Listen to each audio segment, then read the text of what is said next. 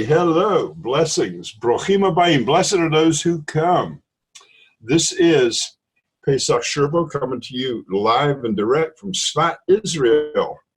And today is, by us, the 19th of March. It's 2:05 in the morning. We appreciate you being with us, all you guys.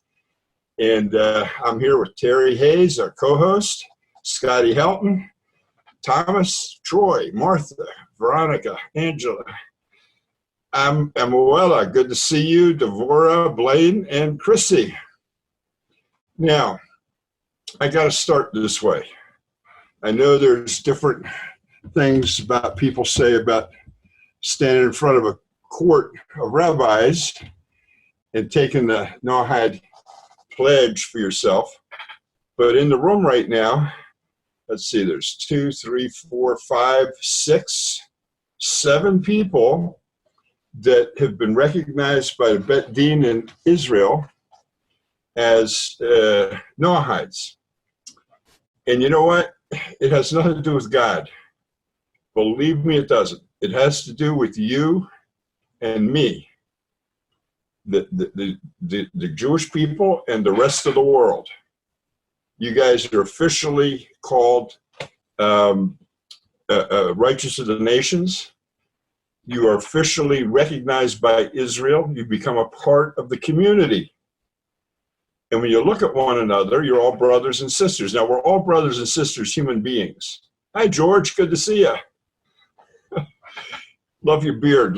Hey, by the way, I love that lighthouse. That was really cool. It brings a camaraderie. It brings people closer together because you have decided that you want to declare that you're closer to Israel. You become a part of the Israel community, the greater overall Israel community, which is scattered all over the world right now. And when you look at people that have done that, it's like you feel something different than those who haven't done it.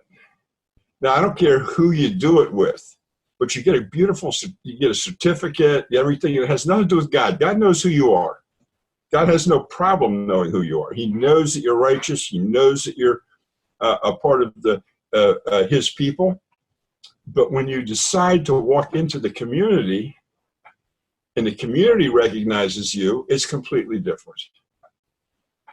And when you go, and of course nobody can do it anymore, planes aren't flying, but when you go into another part of the world and you can search up other Noahides that are in the community, and it's automatic acceptance.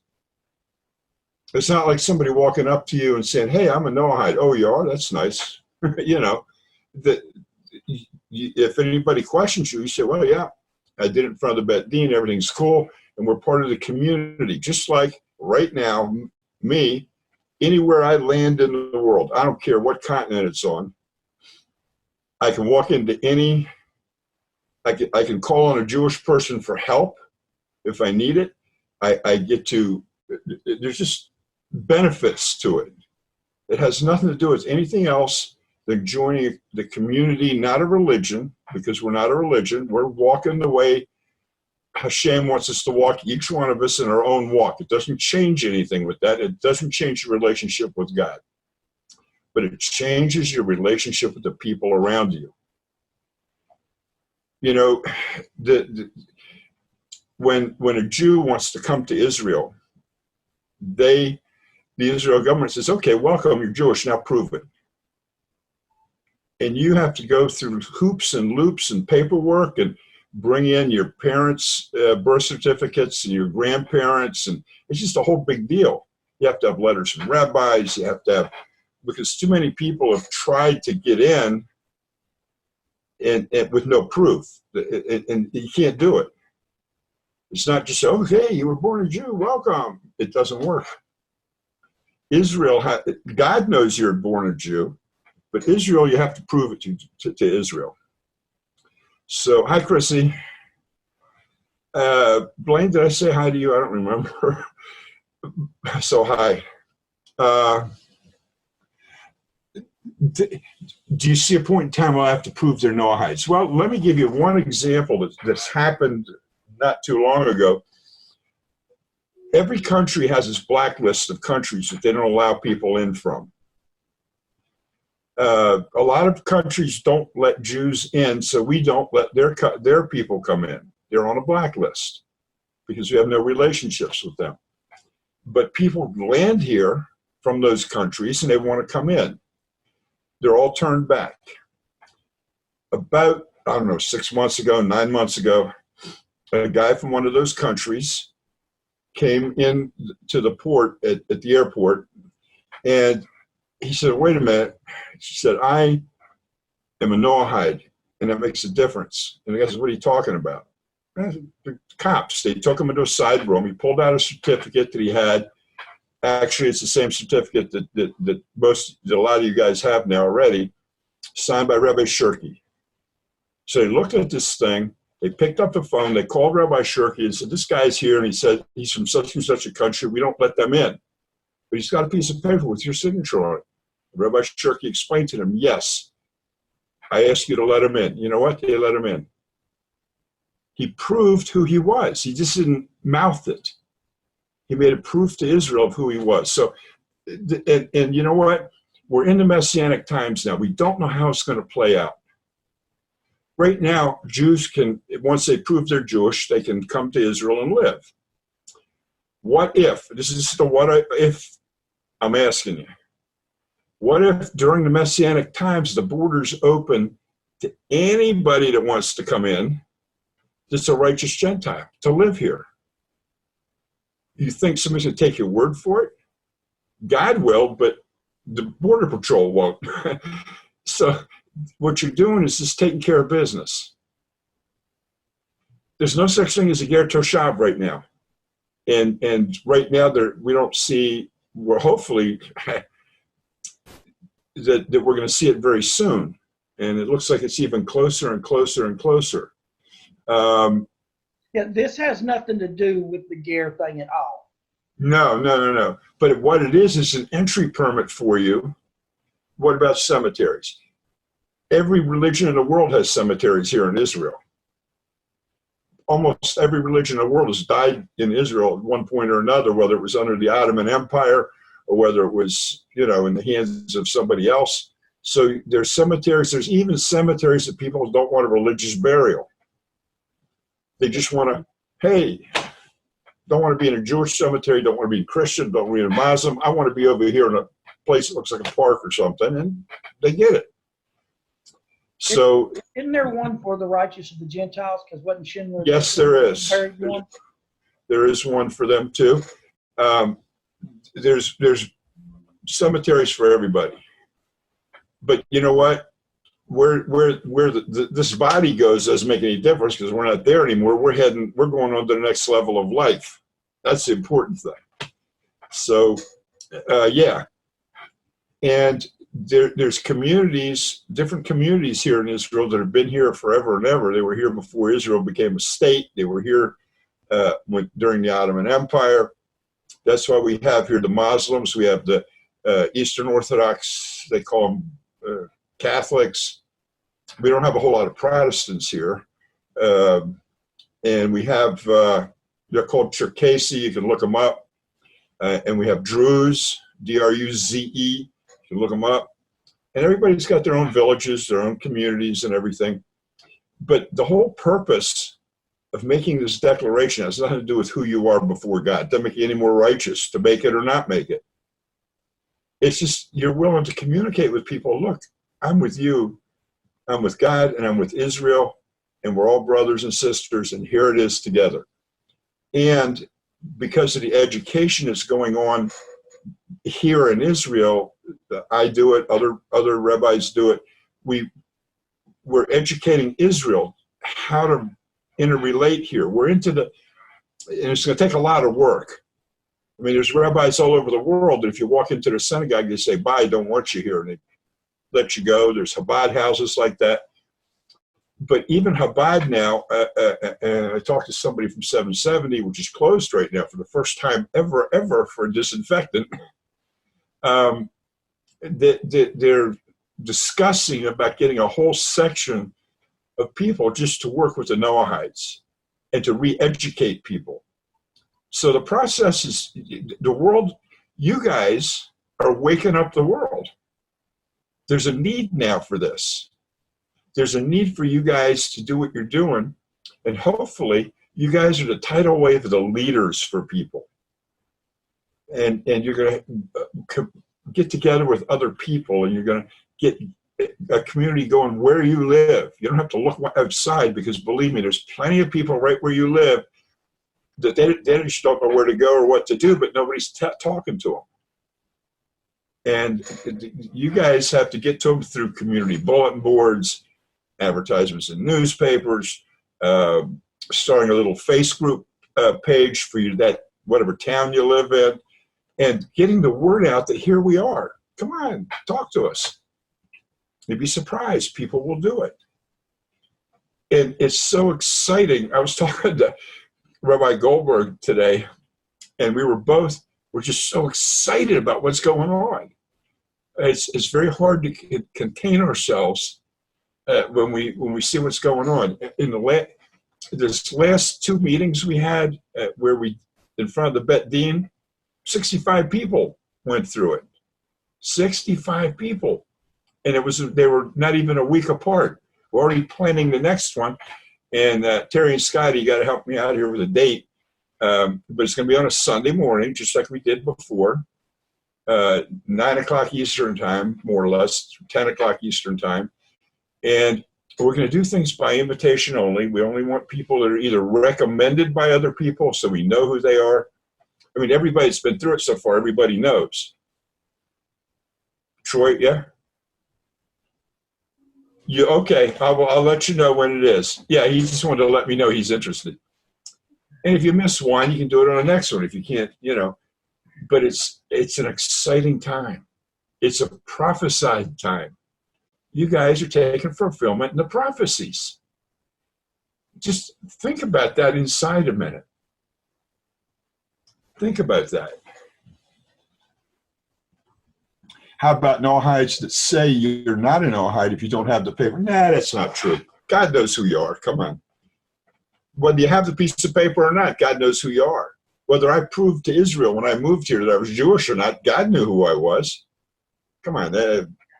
They're not educated on what it really is, and they're really just trying to divide again, because there's a lot of people in other quote Noahide groups that say you're not this and you're not that if you don't do it exactly the way I do it or we do it.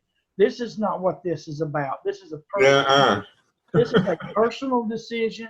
For me personally, I moved up into another level for me personally, spiritually and physically, and it's a personal thing. And because I already had that, the reason why I wanted to convert for a long time and studied for 7 years is because I wanted to be a part of the Jewish people. But that path wasn't what Hashem wanted from me. And here, almost 4 years later, Hashem opened up an avenue for me to fulfill that desire, to be a part of the Jewish people. I don't have to become Jewish to be a part of the Jewish people. And that's what he showed me. So I still get that. It's a personal thing, a personal desire. Right. It was an avenue, for me to take, arm in arm with the Jewish person and to be trusted by them. That means a lot to me. That's exactly right. You're joining a community, God's community. Now, whether you personally declare it or not, that's up to you. You don't have to do it. It's okay. Nobody's forcing you. It doesn't make you any less of a person or any less of a righteous Gentile. But you'd be amazed at how you're going to feel inside. When you sit and look at a screen like this with all these faces, and you scan across the people that have done it, you're gonna. It's more like brother and sister type thing. It's part of a family, and you've declared that you're part of the family. You're coming in. You're part of the family. what you do between you and God is up to you. God's not going to reject you if you don't sign a piece of paper. Isn't that a silly thought? But that doesn't make you any less part of the family. Again, it's just it's a personal. See, that's what I love about the Noahide walk. It's not a religion where you're getting baptized in front of everybody, and you're joining a church. No, we're not joining anything. It's just a part of your personal walk. And you may not. Part of who you are. Yeah, you may not feel like you need to do anything and there's nothing wrong with that. Yeah, I was not thinking about the relationship that I have with Hashem. That is totally not what I'm thinking about. I'm thinking about knowing people, that there are going to be divisions, whether we like it or not, between people who say, I've been recognized, you haven't been recognized. There's the recognized ones, there's the non-recognized ones. I mean, that's just the way people are.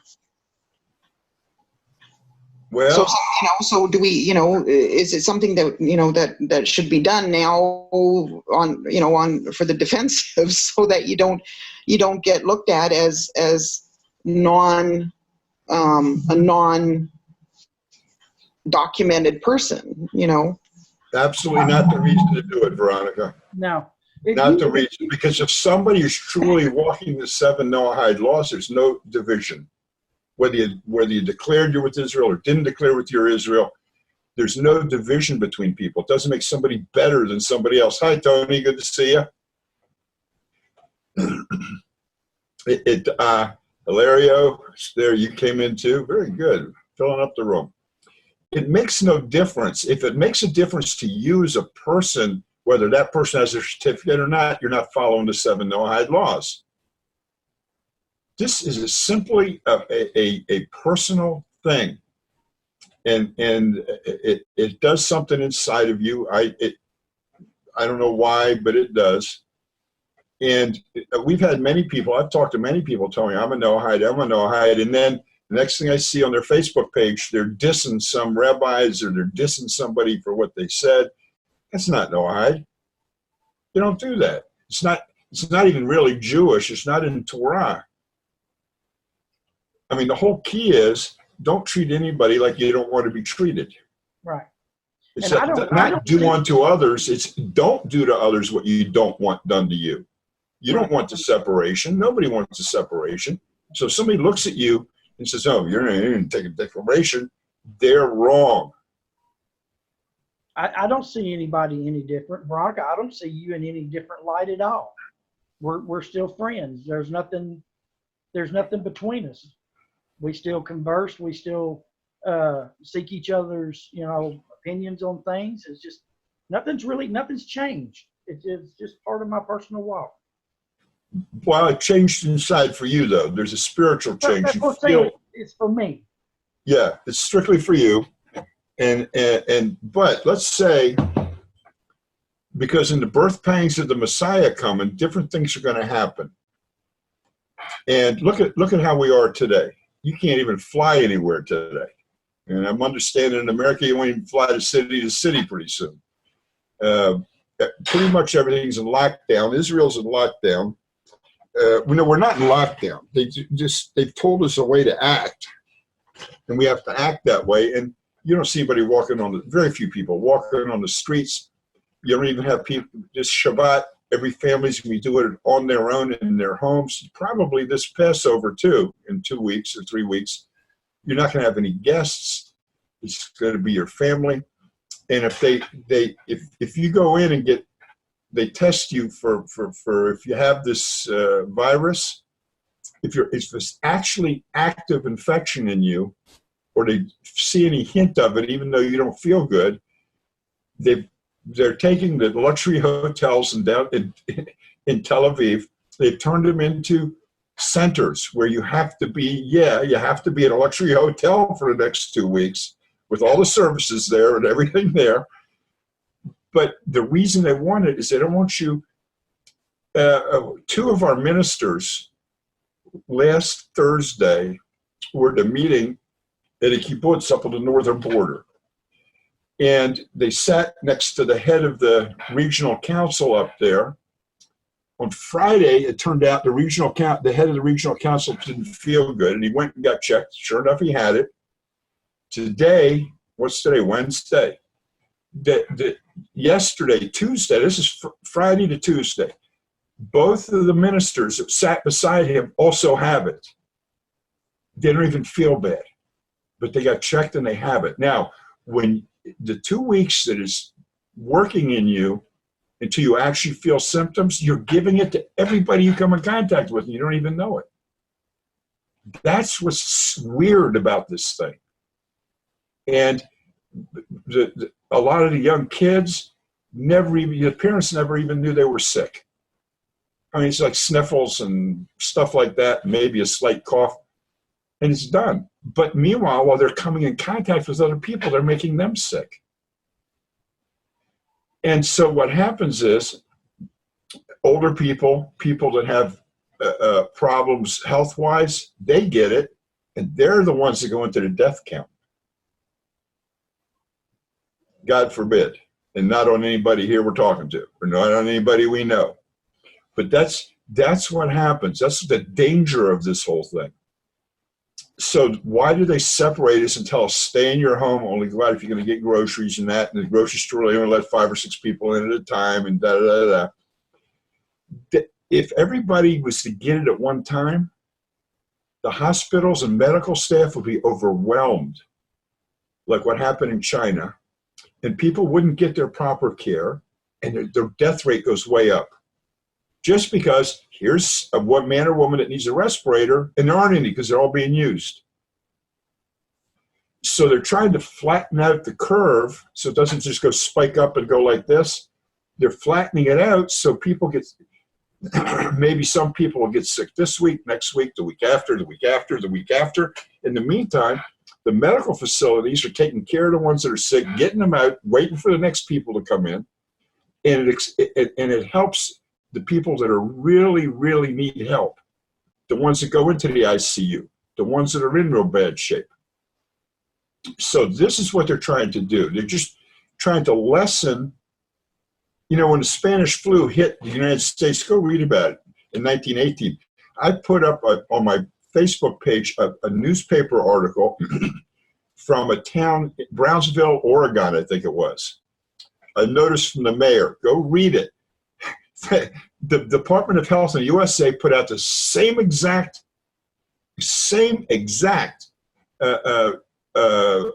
requirements that are put on today. There's no difference. It's amazing. No coming together, no this, no that. Schools closed, offices closed, businesses closed, restaurants closed, churches closed, everything closed. That's 102 years ago. So we think this is the first time this is happening in the world? No, this is just a cycle. Everything goes in a cycle on the earth. The greatest thing we have today is what we're doing right now on the internet, where we have instant communication. They didn't have cell phones back then. They had to wait for the Pony Express to bring the mail or whatever they did back then. So we're in an age that they can handle this kind of thing. Now, I want to say there's a lot of reasons people are given why it's here right now. Some people say God's punishing certain people, and God's doing this, and God's doing that. And among the Jewish people, it's the same thing. They're saying the same thing because you didn't read the Torah on Shabbat, we're getting hit and stuff like that. You're not religious enough, you're getting hit like that.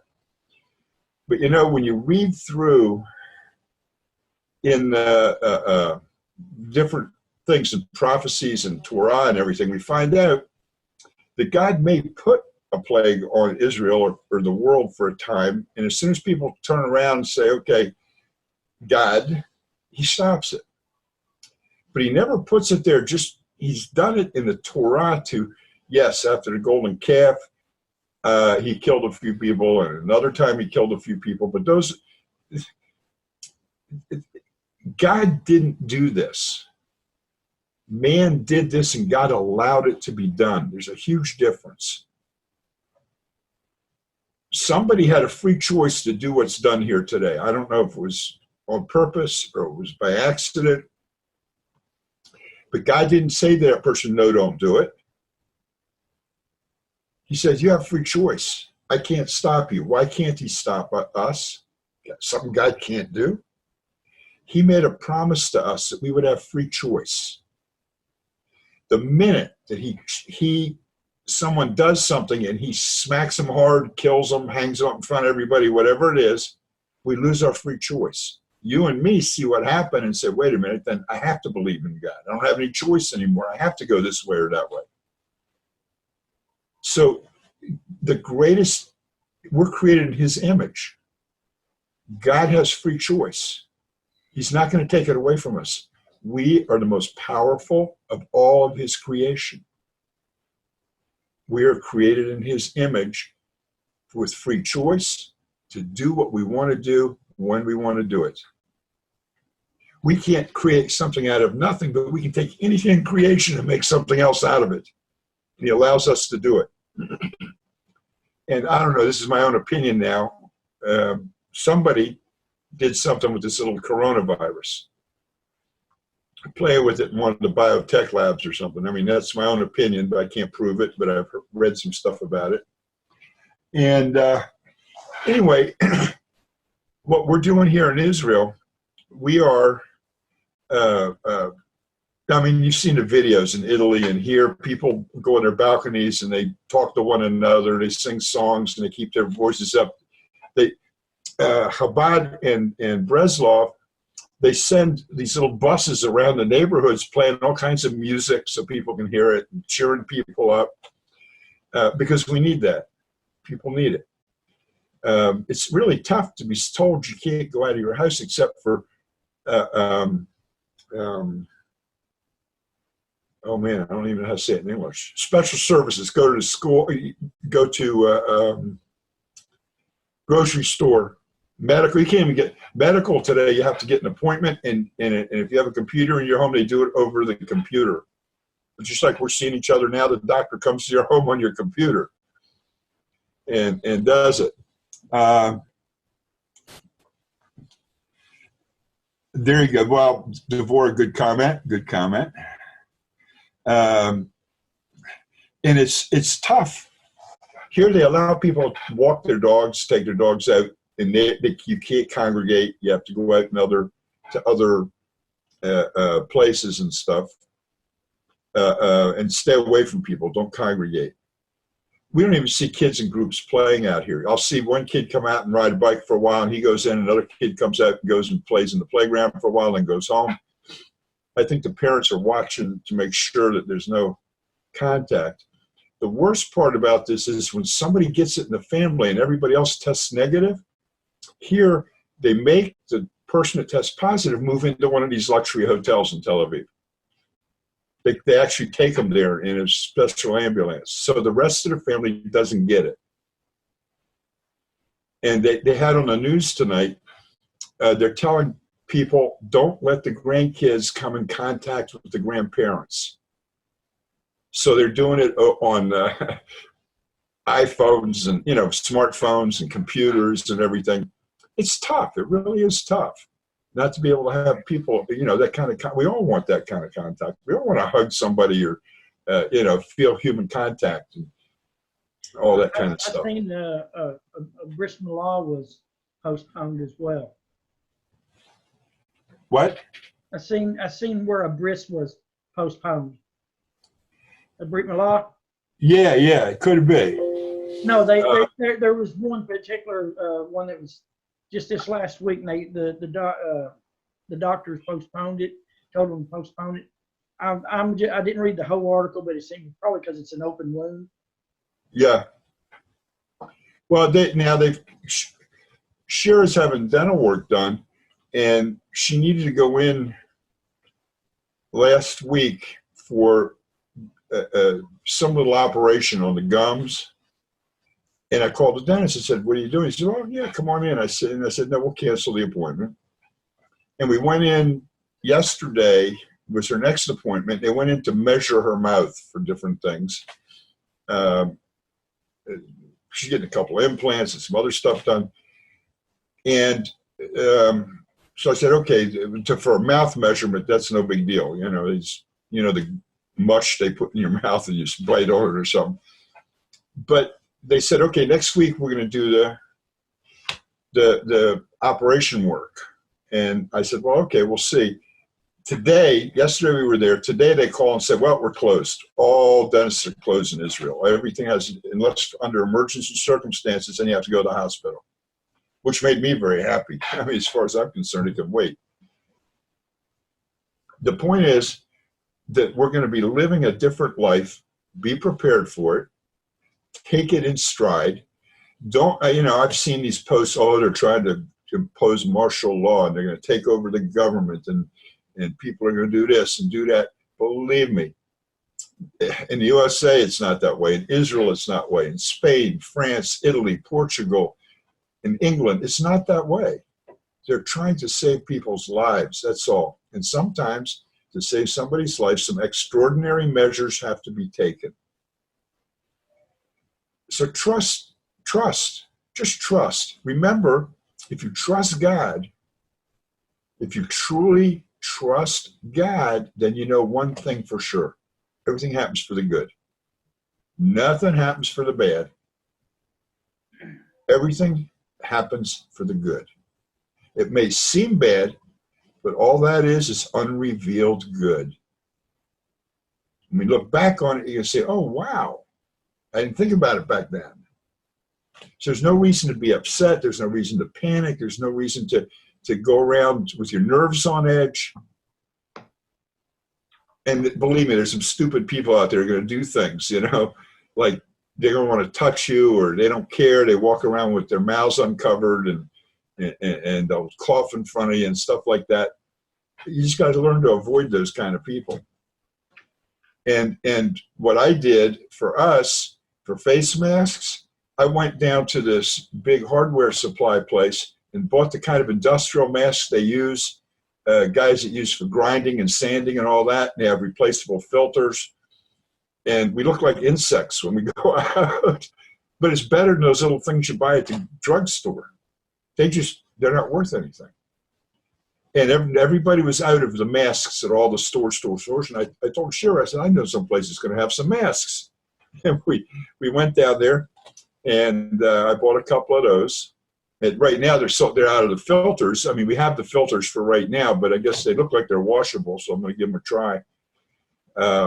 There you go. That's actually, when I started in the beginning, I was using all my bandanas. I have a whole stack of bandanas I haven't used for years. So I used to carry them in my back pocket when I used to wear jeans to wipe my hands on. Now I carry them in my back pocket so I don't have to touch anything. So if I've forgotten to bring my handy wipes or my little squirt with me, I reach in my back pocket, take that bandana and use it to open doors with. I used it to hand my credit card to the people that run credit cards at the store. And if they're not wearing gloves, I don't even put it back in my pocket, the credit card. I just wrap it in the bandana. When I get home, I squirt it a little with some antibiotic and wipe it off, and off we go. You're right, Devore. That's absolutely right. Tightly woven scarves. Yes, that's good. Anyway, we have to project a positive attitude for people. We have to help people. If you know someone in your neighborhood, some older people, yeah, I remember, Tony, you take an immunosuppressant. That is tough. I have an something with my immune system that I got with age. I mean, I've never really been sick in my whole life. And they told me because of that, and of course, we all get a little bit of high blood pressure and hypertension as we get older, plus I'm 75, they told me stay away from people. Just stay away from people. So we got to go grocery shopping. We got to do things. The grocery store says, okay, just order online and we'll deliver it to you. Well, I went online, and the closest delivery dates are like 2 and 3 weeks away right now. They're so swamped. So, hey, you got to go out. Silver, there you go. Colloidal silver. So We're too far out for delivery. You're too far out. Well, We're 18 miles from town. yeah, we only have one supermarket in town, and they're just swamped. You too? You got two? Oh, you do better than we are. What I have one of these thin plastic coats that I bought for like $15. I put over everything when it rains. It's just a plastic. You guys have seen them. This thin plastic coats that have a hoodie on it. A poncho. Well, it's not a poncho. It's an actual coat. Okay.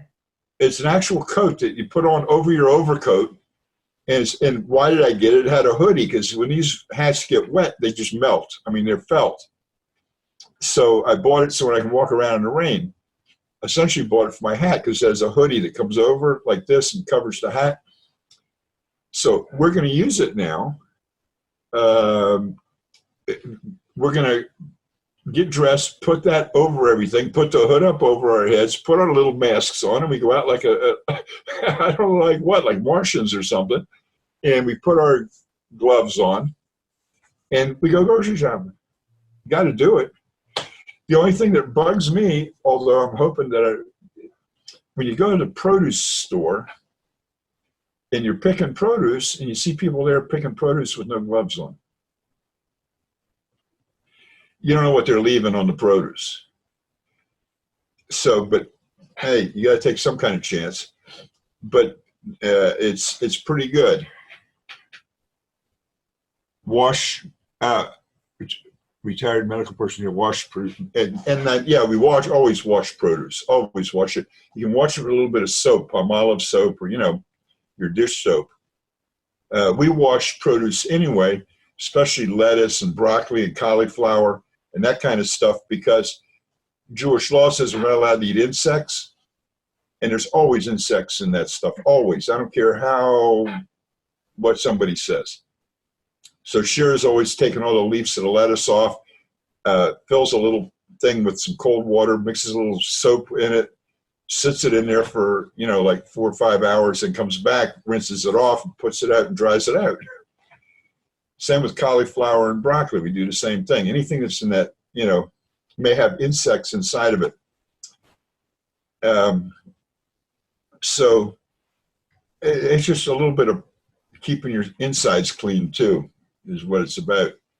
But okay, the insects for us is we're not allowed to eat them. You guys, doesn't make any difference.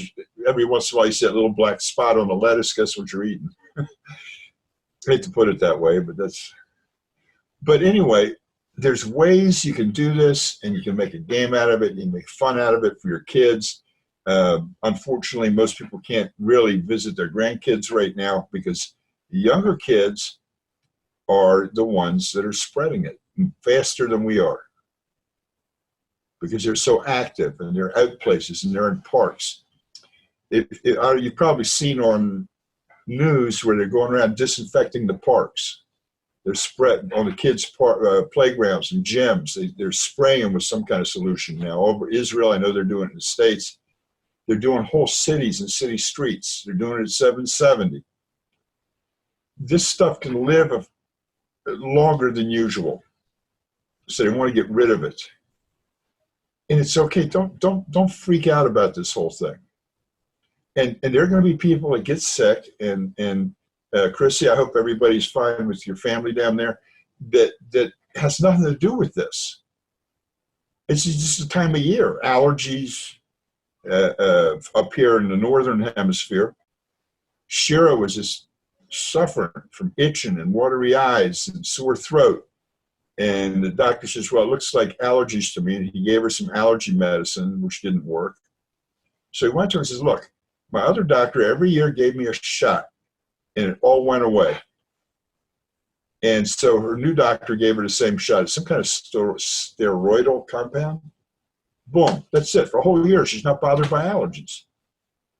So she went, and we got her that yesterday. So at least all that symptoms and stuff is gone. Don't take ibuprofen. Don't take Advil. Don't take any of that stuff. It's not good for you right now. It could have been prednisone, Tony. It very well could have been. But ibuprofen lessens your immune system. It makes you more susceptible to this, by the way. There's something else called peridesyltone or something that you're supposed to take. I don't remember the name of it. I'm not a doctor, but do not use anything with ibuprofen. That's Tylenol, Advil, a bunch of other stuff, which is a big painkiller for people who have arthritis or even bad headaches. Look on your bottles. If it says ibuprofen is one of the ingredients, do not take it. Tylenol is okay? No ibuprofen. Okay. I didn't know that. Very good. Thank you, Devorah. Steroidals are not good. That's yes, but sometimes you got to take them for like allergies and other things. So, but hey, we're all in the same boat today. So just be a little more careful. We're going to look back at this a few years from now, if people remember it, because, I remember how they said 9/11 is going to change our lives. Remember that? What did it change for you guys? Nothing in the States. Who's in Congress now? Who's making laws now? Who are the big mouths trying to change America today? Those same people have brought down the towers. And they're doing the same thing today. Oh, no, it ain't us, it's the Jews. Everybody's pointing fingers back at us. Rosanna Arquette, she's just talking all over the internet how we did it. The actress. I don't know. People always got to blame somebody. You might as well blame us. Yeah, that's right, Chrissy. That's good. I'm glad everybody's doing good. And you live on a place, they have a nice big ranch, I understand, and pretty much self-sufficient, I would guess. Don't have to worry about too much about stuff, but it's 4 members of our family have chronic respiratory conditions. No visitors. That's good. People just have to understand it. Don't be nice. You know what they tell people here? If you got an elderly neighbor or someone is sick and they can't get out, and you think they need something, or you ask them before you go out shopping. If they need something, bring it back, put it in front of their door, and just tell them it's out there and go away from them. Just do that. So, that's funny, Veronica. Very good. Oh, yeah. I never thought about that. That's good. That's good. Very good, Veronica. Anyway, hey, Tony, where do you live? I'm in Congress, Arizona. Where in Arizona? Congress, Arizona. We're 70 miles northwest of Phoenix. Okay, just letting you guys know, Tony's, I think it's first or second time he came in a group, so if anybody's anywhere near Arizona, so there's Tony you can get a hold of. He's one of the group, and glad that you decided to come by and see us, Tony. I saw his post on Facebook, so no brainer. Now we're thinking about doing something, and since everybody's home anyway, or a lot of people are home anyway, we're starting to think, and I'm gearing myself up for it. I used to do a daily program for 2 hours, but I don't think I can do it for 2 hours now. And I usually did it back in the day. I did it at 11 o'clock Eastern time. So that it reaches Australia and down there, and it reaches the States and Europe, maybe, if somebody wants to get up at that kind of time of the morning here, which is like 6 in the morning. But it leaves time to reach some of Europe. And just a program where people, if you got questions, you want to talk about something, just if you want to get together and pray or read some Psalms, but something that people can come into. We can just, anybody needs help, whatever, we can just come together. And I don't know if once every day is too much of a frequency or not, but I'm working on a schedule. So by the beginning of next week, which I'll put on Facebook, I'll put it on B'nai Noach Connection with Israel. I'll put it on Torah for the Nations. And nobody has to feel responsible to come. This isn't something you have to do. What it's going to be is like a little service to help people. Somebody has a problem they've run into and they'd like to help. They'd like a solution. Somebody just wants to, I got to say something to somebody, vent a little bit in a proper manner. And whatever, just it helps people. And I'm thinking that we're probably going to start it Sunday or Monday. I got to get my sleep schedule rearranged, which is no problem since we're not going anywhere. Even the synagogues here aren't open, so we pray at home. And so when we get up in the morning, I do my prayers, and Shira does hers. It's pretty cool because when we go to synagogue, I'm with the guys and she's with the gals, and that's how it's done. But right now we both pray at the same time. It's pretty nice. I mean, to be able to do that, and we pray it 3 times a day. Okay, Thomas. You're funny. Okay, now, that's essentially what I wanted to cover today. And I just want everybody to be in good cheer. Just remember, God's, you're in his hands. Whatever we do and try to do, what we don't do, by the way, is pray and sit. What do I mean? Oh, God, protect me. Sit back in your chair, pick up your coffee or whatever you're drinking, and just wait for God to protect you. When we pray to God for a situation, he expects us to be proactive about the situation. He expects us to get involved. He'll help us get it done, but we got to take the first steps. So this is really important to remember. It's not like, okay, God, heal me, and turn on some movie on the internet or on TV, or sit back and do whatever. The walk with God is proactive and it's interactive. So you have to go forward and with everything. If you ask something from God, then be proactive about it. And you know what the most amazing thing is? And we just read it not too long ago, is the story of Abraham and Sarah and Avimelech. Remember what happened there?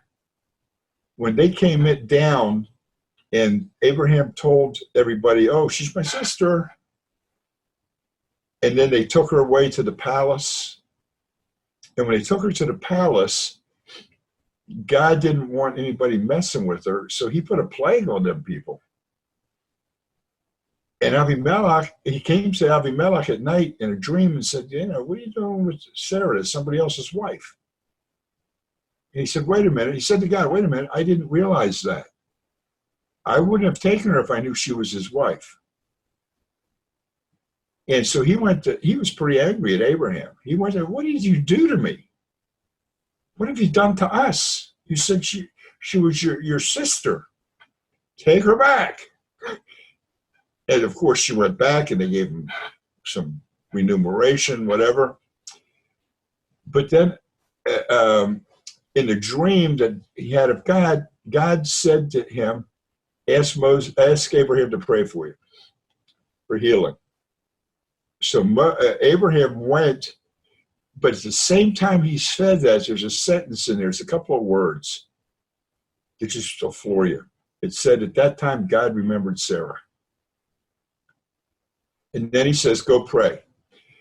When Abraham prayed for Avimelech and they were all cured of the plague, also Sarah was cured so she could have children again. So when you pray for somebody else to help them, you're actually helping yourself also. God loves it when you pray for somebody else. And you just start praying about yourself. And if you're praying for somebody that has the same problem you have, you may be surprised at the reactions. You may be surprised at what happens. We've seen it over and over again in Torah that way. So we are open-hearted people, folks. We're not just looking in at ourselves and what's good for us. We're trying. You know what? This whole thing that's happening right now could change the whole face of the earth. Do you know, because the plane's not flying and all the industry not going on in China and all the cars not driving around the cities, do you know that the air is actually becoming cleaner in certain areas? In China, all that smog garbage that was hanging over the cities, they don't see it anymore in the pictures they take. It's gone. This is a time, it may be for us, it may be for us a little bit of tribulation time, but for the world it's a healing time. Did you ever, if you can Google this to verify it, every place on earth there's what they call a no man's land, like between North and South Korea, in Cyprus and Turkey. On Cyprus, there's a no man's land between the Cyprus border and the Turkish border on the island of Cyprus. Any place on earth that has something like that, the wildlife flourishes. It comes back. It heals. The plants come back. They heal. Every time we get out of the picture, the earth heals itself. Well, there's going to be some healing done to the earth right now with all the stuff that we've managed to screw up. I mean, just imagine. God said to Adam, and Adam is Adam, that's us. He put us down, he put him down in the Garden of Eden, and he says, okay, I'm going to give you a job. Watch over my garden. We haven't done a very good job of that, have we? Amazon rainforest disappearing, all just the oceans filled with plastic. But that's history. Things are going, times they are a changing. Was that a Bob Dylan song? It's just, things are changing. Roll with it, go with it, enjoy it, because you're being a part of the prophecies of God. Who wants to say something?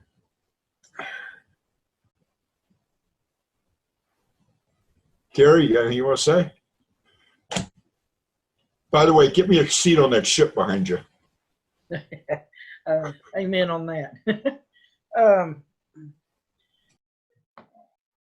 Just let me know, because I didn't know if you had planned on doing another teaching on this, but this kind of lines up with what we've been talking about, or what you've been talking about. We've been reading Psalms 91 in this, during this situation. In verse 2, it says about Hashem, he is my refuge. How do we take that off the page and put it into our lives? How do we put the refuge that we are in that Hashem is our refuge, other than reading it and trying to pray about it? What's the proactive part of him being our refuge? Wow, that's a good question. I remember we talked about this, or we said we were going to do it on the program. God, okay, let's put it this way. You grew up, and I'm going to use a generality here, okay? Most people grow up in a home. Your home, generally, when you grow up, is a refuge for you. Anything happens in the outside world, where do you go? Poof, I go home. I don't care how young you are. I don't care how old you are. Mama's house, daddy's house. It's a refuge. When you sit there, you can relax. You can enjoy the presence of your parents or mother or father, and you can feel safe. Well, this is what the refuge in God's wings are. When you get into trouble, or you think you're in trouble, or you get depressed, or you need something, go right to his house. What do I mean by that? Stop what you're doing, sit down, say, here I am, Father. This is when you go to him. He's not a king right now. He's your dad. And when you come under his wing, just picture it. You're just coming into his home, under his protection, and he's going to take care of you. He's going to lift your worries from you. But you have to do it in a very active way. You can't just say, okay, God, be my refuge, and go about your business. When you pray to God, it's interactive, just like the internet. And you have to project to him what it is you want, and he's going to give it back to you. So when you do this, when you take that refuge in him, which means, and there's some things here, let's say somebody treated you really bad, or was nasty to you, or something, and so you take refuge in his wings, and the refuge doesn't mean go punish him and go do this and go do that. He takes the hurt away from what happened. But you have to give it to him. You have to let it go. You can't wait for him. You know, I had a dear friend, Judy, may she rest in peace, for many years. And every time we talked, the first thing she would say to me, Pesach, I pray every day that God give me patience with people. And I say to her every day, Judy, he gave it to you already, just use it. She was always looking for that little magic thing that she wouldn't get impatient with people. But if you ask God to take something away from you, like impatience, give it to him.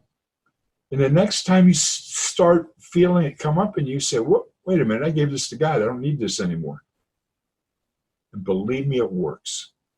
I did it with anger issues. I did it with anger issues. I say, I gave it to you. I've taken refuge in you, God. I've given it to you. I don't need to mess with it anymore. So when I start to feel it come up in me, and sometimes it comes boop, real quick, I just have to say to myself, boop, real quick, no, wait a minute, this doesn't belong with me. I gave it to Dad. He's going to take care of it. Proactive. Don't wait for somebody to wave a little magic wand over your head and something's feeling's going to go away or something else. That's fairy tales. And as far as I know, none of us have any fairy godmothers. We got angels, and everybody has an angel watching over us, but that angel is forbidden to get involved that way. Psalm 91, they hold you so that you don't feet don't stumble on a stone or something like that. I'm paraphrasing. You've got to make your mind work for you. The mind, look, all of us might get angry, we might get frightened, we might get depressed, but that comes from the heart. And when it comes up into your brain to register with you, oh, Pesach, you're going to get angry now. And that comes from the heart. My brain says, the brain that I've turned over to God to be, I'm in his, he's my refuge. The brain says, wait a minute, I don't have to deal with this anymore. He's dealing with it. And I just let it flow through me. This is what worked for me. When someone acts real nasty or something, I don't get angry anymore. That's who that person is. Let them be the way they want. God, you're handling it. I don't have to get involved. So even if they're nasty and they call you names and they do things to you, it's not your business. Just let it go. You don't have to get angry at them. You don't have to spit at them. You don't have to call them names. Let it flow. When it gets up here and you feel that emotion up here that's come from your heart, if you act on it, you're acting like any other animal on this planet. What happens to the pet at home, the dog that is nice and docile all the time, and a kid walks up and hurts the dog? The dog snaps at him. Animal emotion comes from the heart, and the dog is doing exactly what God programmed him to do. Do I want to be like that dog? No way, Jose. I want to do things the way God wants it done. So what I'm going to do is when that anger or that whatever it is, it hits me here, I said, wait a minute. I took refuge under God's wings. He can handle it. I don't have to worry about it. Now walk away. It takes practice, though. It takes practice and it takes strength. It takes a very strong inner strength for you to be able to do that. But you can do it. Everybody can do it. If the first couple of times you try, don't give up. Keep going for it. How did I get over my anger? Every time somebody cut in front of me, instead of giving them sign language, I did a little blessing. Hope you get home to your family safely. Every time, and somebody used this the other day, I think maybe it was Troy, that when you go and stand in line at the checkout counter, and the checkout lady's taking a little bit more time, or she's talking because it's her next door neighbor or long lost relative, whatever, and you see people around you, they start looking at their watches, start tapping their feet, get frowns on their faces, get grumpy. I used to be one of those too. Seems like every time I picked a line, it was always the slowest. Oh, I thought it was fast. No, it's the slowest. But so what I used to do, I used to get myself out of this mood, I used to turn around to the person next to me or in front of me or somebody I see constantly looking at their watch and say, boy, I hope you're having a good day. And just give them a smile and start a conversation. It helps them. It helps you. But before you know it, you're at the checkout counter. So there's things you have to be proactive. If you want something, work for it. God's going to help you get it. It's that simple. Spiritually, especially. That what you just helped me understand even further. Rabbi Arush in his book, The Garden of Emunah, talks about like what you're using the example of the child and dog, but he's like the dog and a stick. You take a stick and the dog needs to get a spanking. Like you spank at the dog with the stick, it turns and bites the stick. It doesn't see that there's something else controlling the stick and that the stick is for changing its behavior. And so, I have situations at work that I have to deal with and a couple of people that really pushes my buttons. And I'm like what you're saying, instantly I go into a defense mode and I want to attack back because you want to hold your own front. But yet that's Hashem, that's a stick. We prayed for this. Now the opportunities come, and I'm still doing the same thing, and that stick is still there, and I'm the dog biting at the stick and not looking at, that it's there to help improve me. So what you said is really good. Thank you. Yeah, exactly. It just takes time, and don't get upset if yourself it doesn't work the first time or the second time, but it's going to work. It's going to work if you keep working at it. Whatever it is that you need to get rid of is going to go. But every time, remember, every time that something here, the emotion part comes popping up, and it's generally negative emotions, remember, that's all animals have that. Every single animal on earth has it. What they don't have is what we have inside here. Right here, we have that connection to God. They have a connection to God, but they're doing what God created them to do. They don't have free choice. They don't have reasoning. The only way they learn is if they do something, just like a puppy dog puts his nose on the burner and gets burned, may do it 2 or 3 times, and he'll never touch it again. Well, what kind of teaching is that? He hasn't decided anything. He just knows it causes him pain, so he stays away from it. We're not animals. We're human beings in God's image. We have to realize the power that we have within ourselves.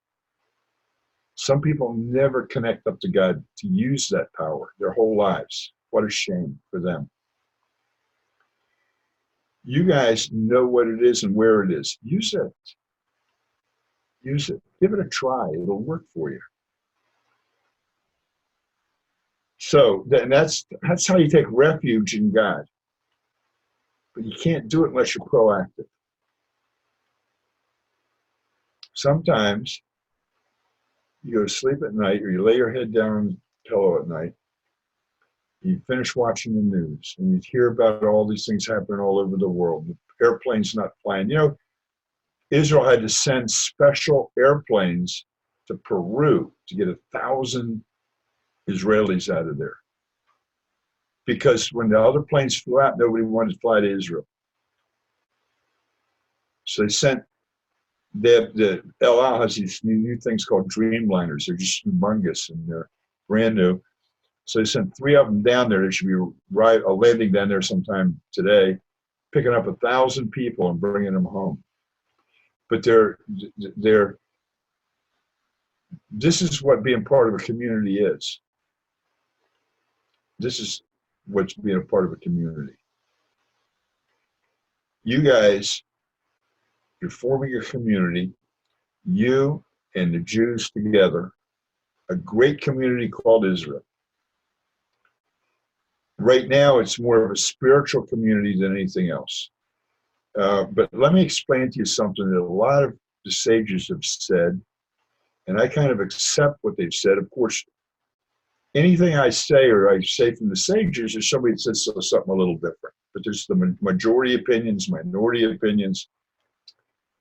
Most of them seem to think that here's what happens when the Messiah comes. Israel, as it is today, that little spit of land over there, and on top of Mount Moriah is going to be the third temple. When the Messiah comes, all of Israel is going to be raised up to the spiritual level of Jerusalem. See, there's 3 spiritual levels on earth today. There's earth, created by God, the animals live on, we live on, everything else. Then you go to Israel, you've raised the spiritual level closer to God's closer to God. In Israel, when you go up to Jerusalem, you're even another spiritual level higher. So you're always going up, up, up close to God. Jerusalem, Mount Moriah, the Holy of Holies, is where God plugs into earth. That's what the Holy of Holies is all about. That's where you can see God. That's where it's like plugging in a high tension cable into something you want to charge up. That's where it all comes from for us. As you go further away, the less you get.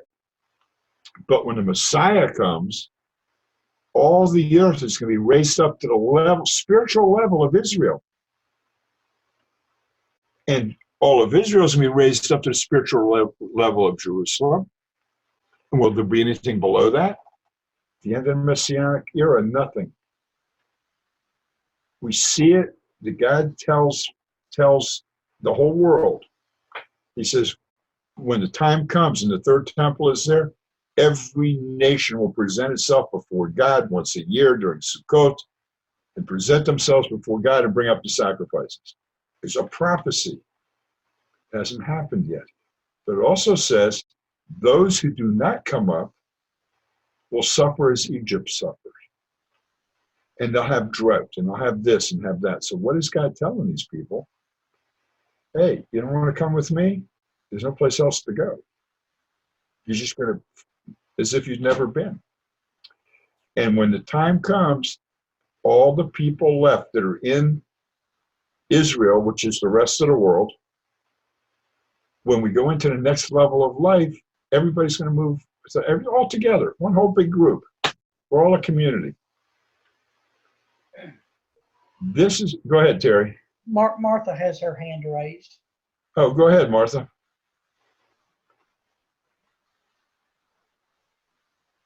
Go ahead, Martha.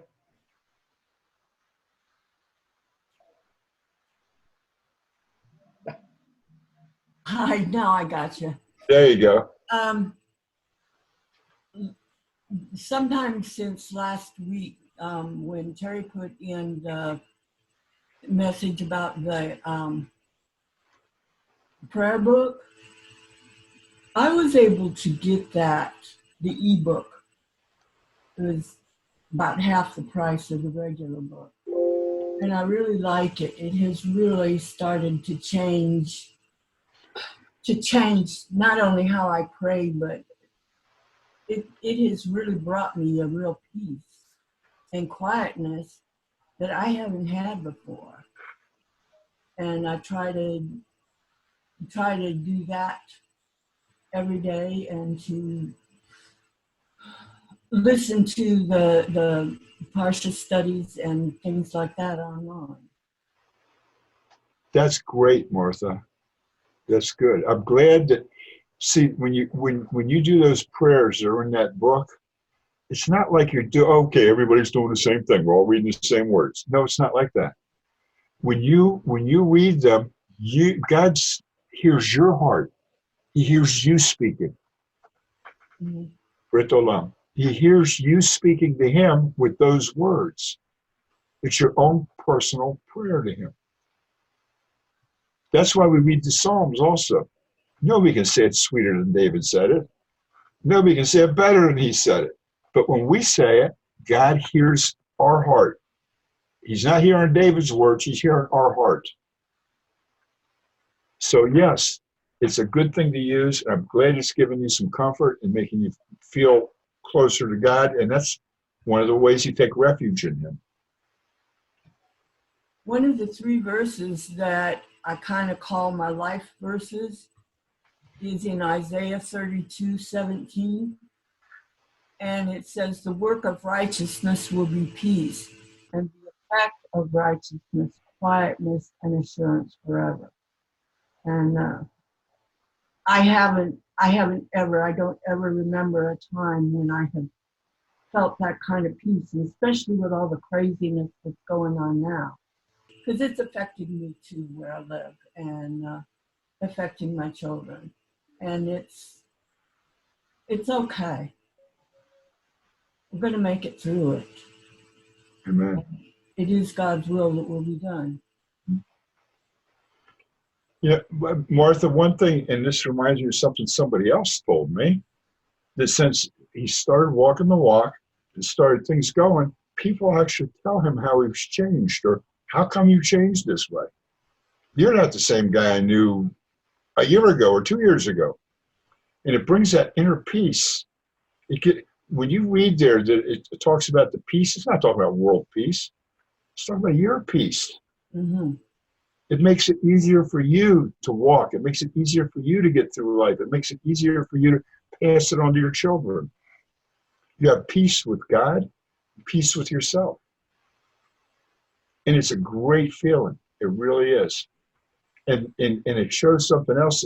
You're making him your refuge, and you're trusting him. Absolutely. When you trust God, it changes your whole attitude. When you know he's in charge, not you, not me, not anybody that says anything else, but just he in charge, you got something to trust. And it feels good.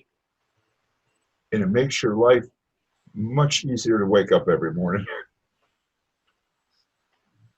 That is the one habit I've been able to really do and make a good habit, and that is to say the Moda Ani first thing before I get out of bed. And I know that helps a lot. And the other thing is, because of this group, I've really come to understand what to trust God really means. Very good, Martha. It's so good to hear somebody put that in words and say it. We all think it, but I'm so pleased that you decided to put it in words so we can all hear and understand it in a better way. Thank you for that. Yeah. Anybody else have anything they want to? Doesn't it feel good to hear something like that, folks? Doesn't it make you feel good? Thomas has his hand raised. Go ahead, Thomas. She was talking about that Brit Olam, right? Yes. That it's a good book. I mean, it's got the prayers for the nation, your morning, afternoon, all that.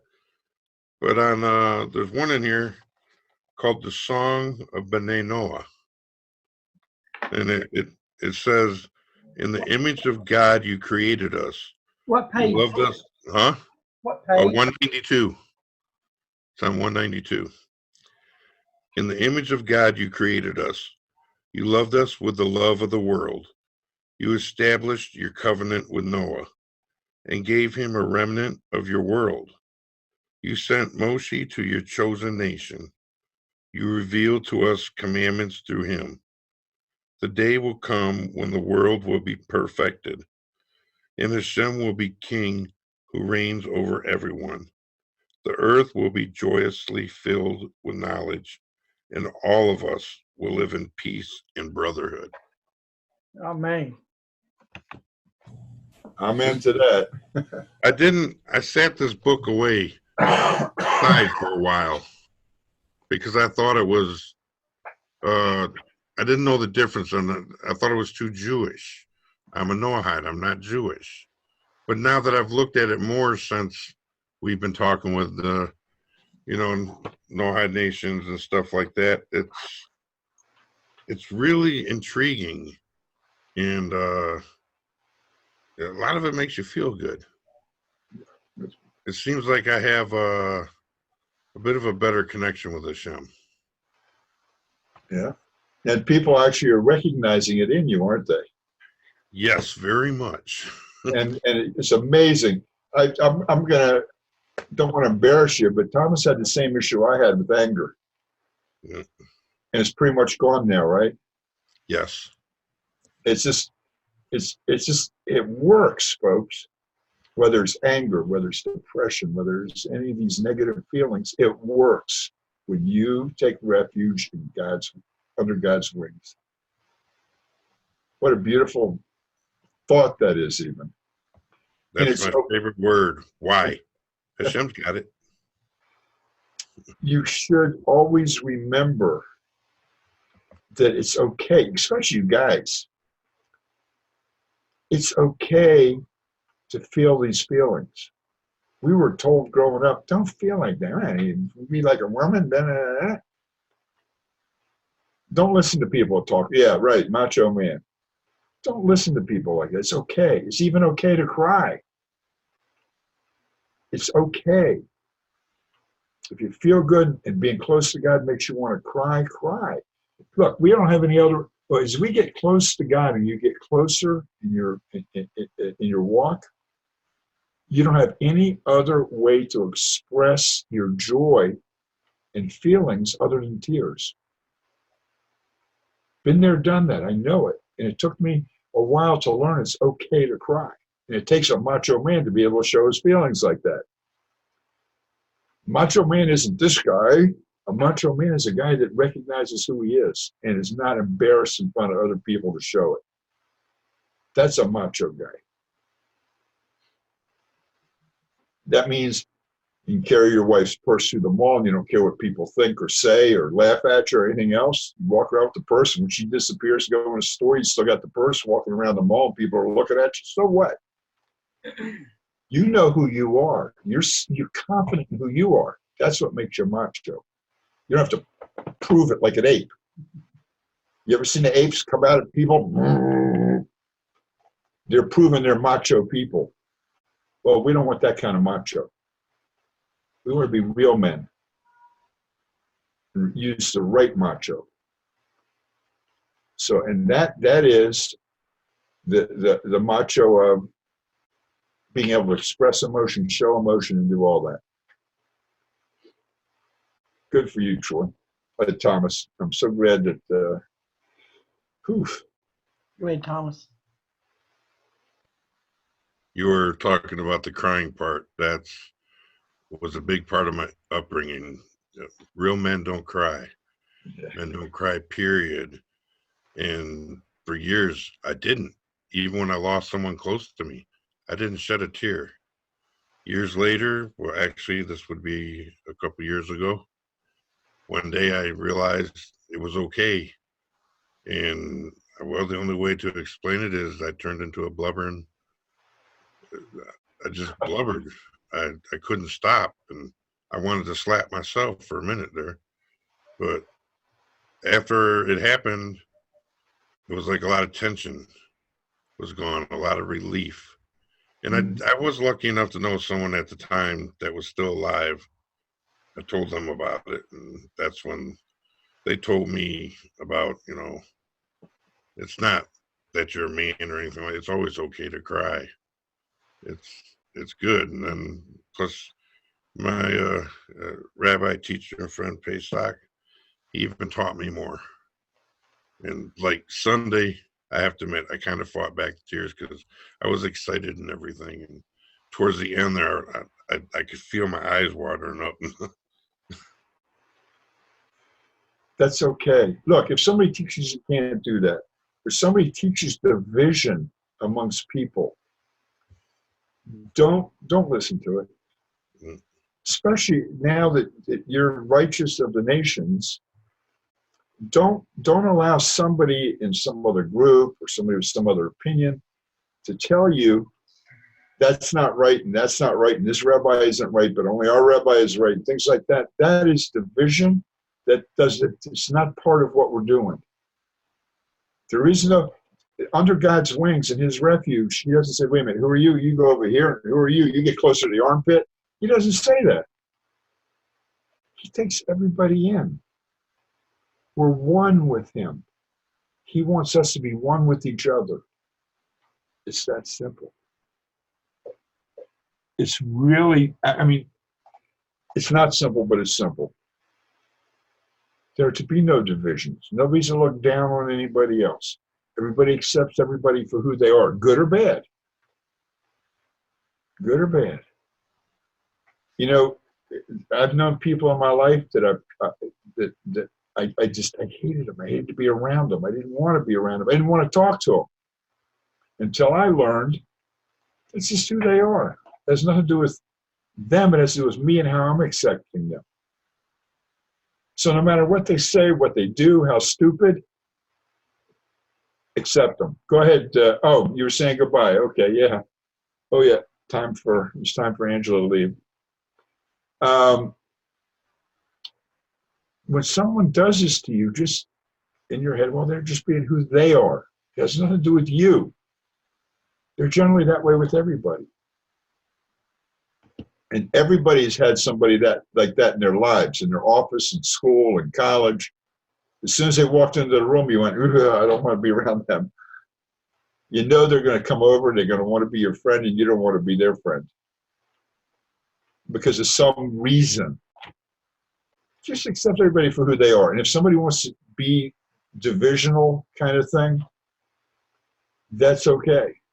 Let them be that way, but you don't have to be. You don't have to agree with them and take sides and do all this other stuff. Just be who you are. And that's all you got to do. And it works. So nicely it works. I'm friends with people now here where I live. In my previous life, I never would be friends with them. I wouldn't give them the time of day. But I accept everybody for who they are and where they are in their walk, and that's it. Finished. You can do it. Anybody else want to say anything?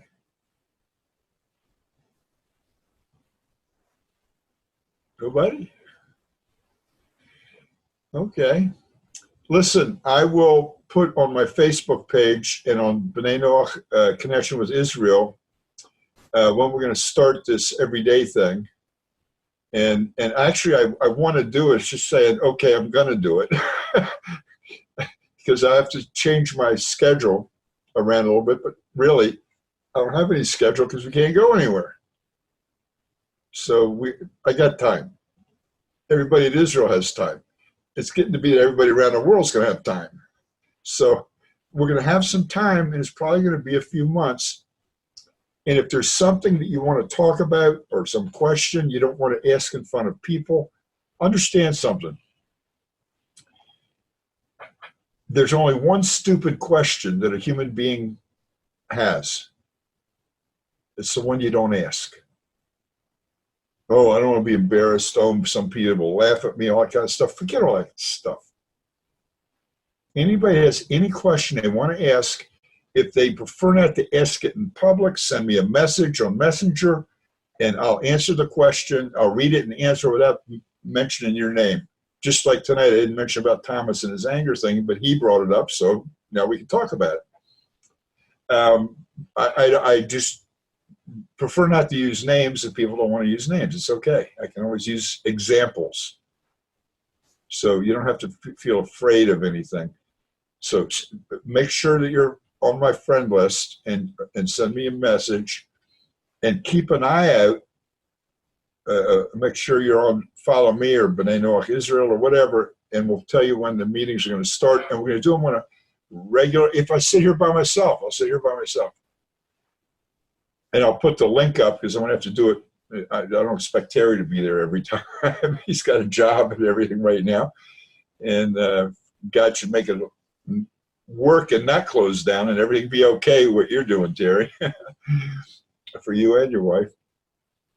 And so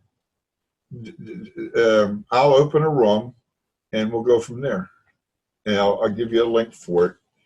I don't know how to get a permanent link number. I've been trying to figure that out because every time we open a room, it seems like there's a different room number. Hey, Pesach, when I sent you yours, did you copy it and put it in like a file in your email? No, but I know how to get into the control panel, and they have a number there. Is that the number? Yeah, I think I've got it. I'll look and see because I just renewed everything, and I think I've got the numbers, and I can just see if I can. Let me look and see if I can recopy and paste it and send it to you again. Because what I do for this room is my number here, and I just copy and repaste it from week to week. Okay. It doesn't change numbers. It just whatever you know how when you open up and it says see more and you see Zoom links, I just copy and paste that. Okay, well, you should have an one email. for yourself. Yeah, you should have one for yourself. So I'll send it back to you. All right, send me an email so that I can just print it out and have it in front of me. Okay. Anybody else have any questions, comments, anything they want to talk about? Okay, well, I hope to see you all guys next week, same place, same time. And if you need me before then, get a hold of me. And probably it's either going to be, if I can work it out, it'll be Sunday. If not, it'll be Monday morning. We're going to start this daily thing. And if people show up, fine. If they don't show up, that's fine too. You can share it with whoever you want. Anybody can come in. I'm going to put it up publicly so anybody can come in. And if anybody knows anybody that wants to do the declaration, if you want me to send you a copy of it, I'll send you a copy of it, and so you can read it in advance. It's nothing difficult. And if you know anybody that wants to do it, I need to have their email addresses because it's not going to be this wide. Like last time, we just put it up on the internet. It's going to be by invitation because it's going to be people. We have to know the people. Not Rabbi Shirky and not Rabbi Goldberg and not myself and not Rabbi Natan. We don't want to sign on somebody we don't know who they are. So we'd appreciate to know who people are before people just walk into the room and just want to do this declaration. Go ahead, Thomas. Has your time changed yet? No. Okay, so I just want to make sure. So tomorrow it's 1 for me, and yeah. It doesn't change. I think that not this weekend, but next weekend. I think it changes. So we'll be back on the regular thing. So yeah. Anybody else have anything? For Sunday, are you gonna pull Rabbi Goldberg in for his Sunday deal for that day, or? Oh yeah, no, I'll be in his room. He does it 8 o'clock Israel time, which is what, 2 o'clock your time, I guess. 11 for me. 11. Oh, okay, 11 for you. Yeah, that's 8 o'clock Israel time, which is 1 o'clock in the afternoon Eastern Daylight Time. So you guys can figure out your no, wait a minute, 8 would be 2 Eastern Daylight Time. Because there's only 6 hours difference right now. I go crazy this time of year, every year. So anybody, 2 o'clock Eastern Daylight Time, on Sunday, there is a meeting with Rabbi Goldberg, and he does a teaching. So you might want to come. There's others, but they do them in different languages, Hebrew and other languages, but English language will be at that time on Sunday. So if you want to come to the meeting, more than happy, let me know. You don't even have, if you don't want, we can give you a YouTube link. If you just want to watch it, you don't want to be involved in the meeting, or you don't want to, be in an interactive state, we can give you a YouTube link. And within a week, Terry, that's how we're going to be doing our stuff from now on. They're giving us the entrance into the YouTube platform. Mm-hmm. So I'm going to have to find out how they hook it all together, like Dan Barwell does. Right. Yeah, so that when we're on the air like this now, it'll be on YouTube and on Facebook at the same time, and on Zoom. I know how to get to Zoom to hook to Facebook. By the way, I figured that out, but I don't know how to do the YouTube yet. But I'll know. But we put, and then you don't have to post it every week. It's just there. So. There's 7 hours difference, right, between Eastern Standard Time and Israel? Yeah. Regular time is a 7 hour difference. It's just for 1 month a year, 2 months a year, and then spring and in the fall, it drops back to 7. It'd be 1 o'clock here instead of 2. No, Rabbi Goldberg class is at 2 o'clock our time. Yeah. Dan has it, sets it up, and he kind of runs it through what he was saying: Facebook, Zoom, YouTube. Yeah, you guys' time will change. I'll go from 9 hours to 10 hours because Right. doesn't do anything. You're in the Pacific time? No, Arizona doesn't do anything. That's right. You don't change time. I met a guy in one of the rooms from Sholo. Okay. I used to go up there on my travels, and there was a couple of places I used to teach up in Sholo. It was pretty cool. When he said Sholo, I said, "Oh wow, I've been there." What else did you want to say that time? You had something else you want to say? No, I was just commenting on Thomas's remark there about the time stuff. Yeah. Well, Arizona's kind of different. They don't move the clocks at all in Arizona. This is the time and this is the time. So everybody has to kind of figure out their own time zone. what's going on. Yeah, that's exactly right. So this year when Russia went on to daylight savings time, they're never coming off it again. They're just leaving it that way. I wish the whole world would just do it and get over with it. Get over it. It's before our state senate to do that, but I think it has to be done federally, which really makes sense. If one state does it, we all need to do it, so we're on the same. Everybody's on the same page. Well, don't let Arizona hear you say it, because they've never had daylight savings time in Arizona. They're smart. Okay. Anybody else want to have anything to say? Can I end us with a scripture? Please do that. Habakkuk 2:14. I was taking a break today on the job, and I opened this up and read it, and there was something in it that I never saw before. For the earth shall be filled with the knowledge of the glory of the Lord. And it was that glory part that I never caught before. But it was the knowledge of the glory of Hashem as the water covers the seabed. Amen.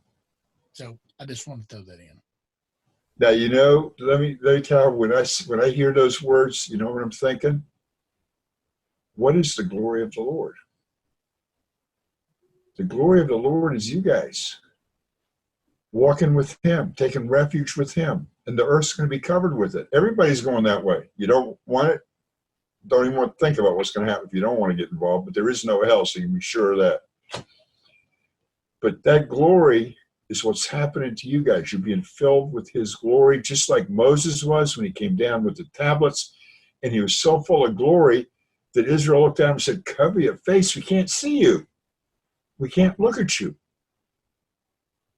each of every one of you is getting that infusion of his glory. And it's a wonderful, glorious thing. It is. I love it. And you can reinforce it in yourself, or you can just let it kind of flutter out. It's up to you. You have to be proactive. You always have to smile. You gotta stay proactive, and you gotta keep. Even we'll go into that another time. Thank you, Scotty, so much for ending it that way. And if anybody else, let's make that a habit. Anybody else, something touches them during the week, they see something new, let's use that as an ending, uplifting way to leave and say goodbye to each other. Amen. Amen. See you guys next week. Watch my Facebook, watch B'nai Noach Connection for Israel. We're going to start the daily meetings. God bless you all.